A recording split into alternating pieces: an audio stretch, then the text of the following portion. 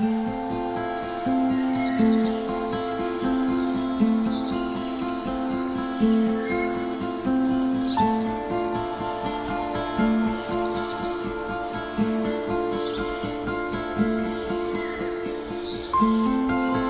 நலம் பெற.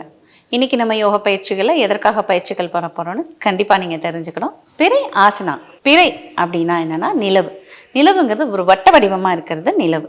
அதை அரை வடிவமாக காணப்படுறது தான் பிறைன்னு சொல்கிறோம். இதில் ஆசனாஸ் பண்ணால் என்னென்ன பெனிஃபிட்ஸ்ன்னு நிறைய இருக்குது. ஃபஸ்ட்டு முக்கியமாக பார்த்தீங்கன்னா மூச்சு திணறல் இருக்காங்க. நிறைய பேத்துக்கு கொஞ்சம் தூரம் நடந்தாலே ஒரு மூச்சு திணறல் வரும். அதுக்கப்புறம் ஆஸ்துமா பேஷண்ட்லாம் ரொம்பவே கஷ்டப்படுவாங்க இதனால். அதுக்கப்புறம் பார்த்தீங்கன்னா நம்மளோட லங்ஸ் ஒரு பெஸ்ட் ஆசனாங்க. ஸோ என்னென்னா நம்மளோட நிறைய நம்ம லைஃப் ஸ்டைல் நிறைய சேஞ்சஸ் ஆனால் பார்த்தீங்கன்னா நம்மளுடைய இந்த ஷோல்டர் பெண்ட் பண்ணியே தான் நிறைய நம்ம ஒர்க் பண்ணுறதாகட்டும் எல்லாத்துக்குமே இந்த முதுகு தான். இந்த முதுகு தண்டுபடுத்துக்குது பார்த்திங்கன்னா அது ஒரு பைப் மாதிரி போகும். ஸோ நம்மளோட மொத்த நரம்புமே அதன் வழியாக தான் நமக்கு போகுது. ஸோ அதை நம்ம நல்லா டெய்லி ஆக்டிவேட் பண்ணுறதுக்கு இது ரொம்ப ஹெல்ப்பாக இருக்கும் இந்த ஆசனா. அடுத்து பார்த்திங்கன்னா நம்மளுடைய கண் நரம்பு சின்ன நரம்புகளுக்கு எல்லாமே இந்த ஆசனா பண்ணும்போது நிறைய பெனிஃபிட் வரும். அந்த கண் பவர் ஜாஸ்தி ஆகிறதாகட்டும், நம்மளுடைய மெமரி பவர் அதிகமாகட்டும். ஸோ இதில் நிறைய நம்ம பெனிஃபிட்ஸ் நிறையா இருக்குது. அப்போல்லாம் பார்த்தீங்கன்னாக்கா அந்த பின்பக்கம் வாசல்னு இருக்கும். ஸோ பெண்கள் பார்த்திங்கன்னா ஒரு கல் இருக்கும், துணி துவைக்கிறதுக்கு ஒரு கல் இருக்கும்.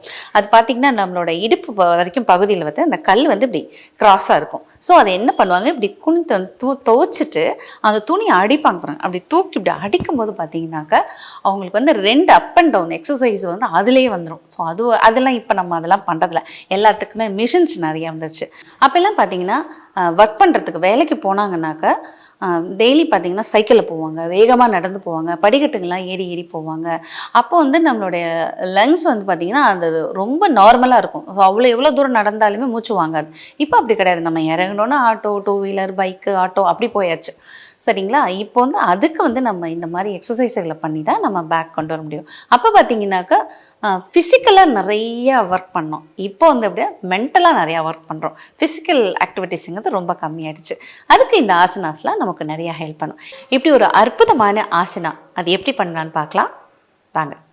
இப்போ பார்த்தீங்கன்னா நேராக நின்றுக்கணும். கரெக்டாக கால் கொஞ்சம் தான் கேப் இருக்கணும். வச்சுட்டு இந்த 2 கை நல்லா தூக்கி உங்கள் கை வி ஷேப்பில் இருக்கணும்.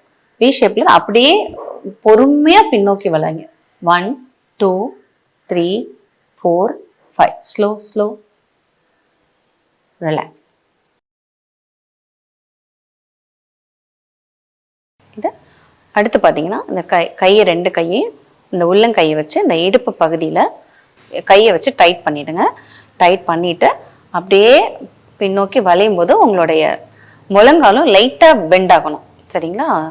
1 2 3 4 5 slow straight normal breathe and breathe out.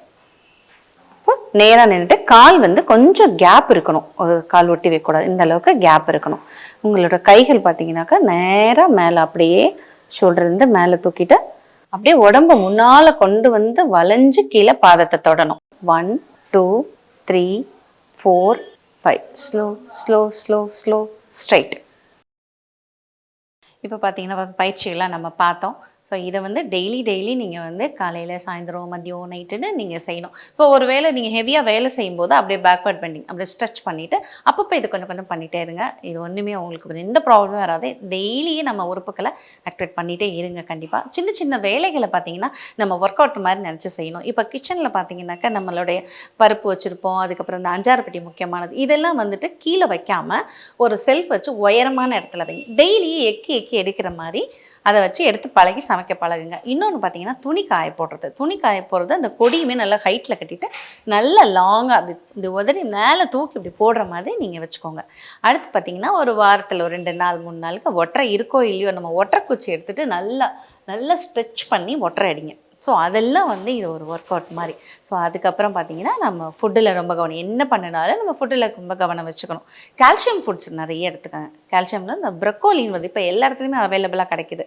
இந்த ப்ரொக்கோலி அதெல்லாம் கொஞ்சம் சாப்பிடுங்க. அதுக்கப்புறம் அத்திப்பழம் 2 பழம் இல்லை 3 பழம் அதை டெய்லி எடுத்துக்கோங்க. அதுக்கப்புறம் பாலக்கீரைன்னு சொல்லுவாங்க, இந்த பசலிக்கீரைன்னு. ஸோ அது நிறைய கால்சியம் இருக்குது. அடுத்து பார்த்தீங்கன்னா முருங்கைக்கீரை. முருங்கைக்கீரையில் ஒரு பழமொழி இருக்குது, முருங்கை வெந்துக்கிடும் அகத்தி வேகாமல் கெடும். என்ன மீனிங்னா, முருங்கைக்கீரையை வந்து பார்த்திங்கன்னா ரொம்ப வந்து வேகலாம் வைக்கக்கூடாது. எல்லாம் ரெடி பண்ணிட்டு கடைசியில் அந்த இலையை போட்டு இந்த பச்சை நிறம் மாறாமல் எடுக்கணும். அப்போ தான் அது முழுதான பலன் வந்து நமக்கு கிடைக்கும். அடுத்து பார்த்திங்கன்னா அகத்திக்கீரை அப்படி தான் வேகாமல் எடுத்திங்கன்னா அது எந்த விதமான யூஸும் இல்லை. அதை நல்லா வேக வச்சு அப்புறம் சமைக்கணும். ஸோ இந்த மாதிரி இதெல்லாம் நம்ம வந்து மைண்டில் ஒன்று ஒன்று செய்யும் போதும் நம்ம வழக்கங்களில் வச்சுக்கணும். இப்போ நீங்கள் வந்துட்டு இந்த பயிற்சிகளும் தொடர்ந்து செய்யணும். சின்ன சின்ன சொன்ன ஆக்ஷன்ஸ்லையும் டெய்லி செய்யுங்க. அடுத்து பார்த்திங்கன்னா ஃபுட்டுலேயும் கவனம் வச்சுக்கோங்க. முக்கியமாக நம்ம உறுப்புகளை பாதுகாக்க வேண்டியது நம்மளுடைய கடமை. ஸோ இன்னொரு முக்கியமான ஆசனாவோட நம்ம சந்திக்கலாம். நன்றி.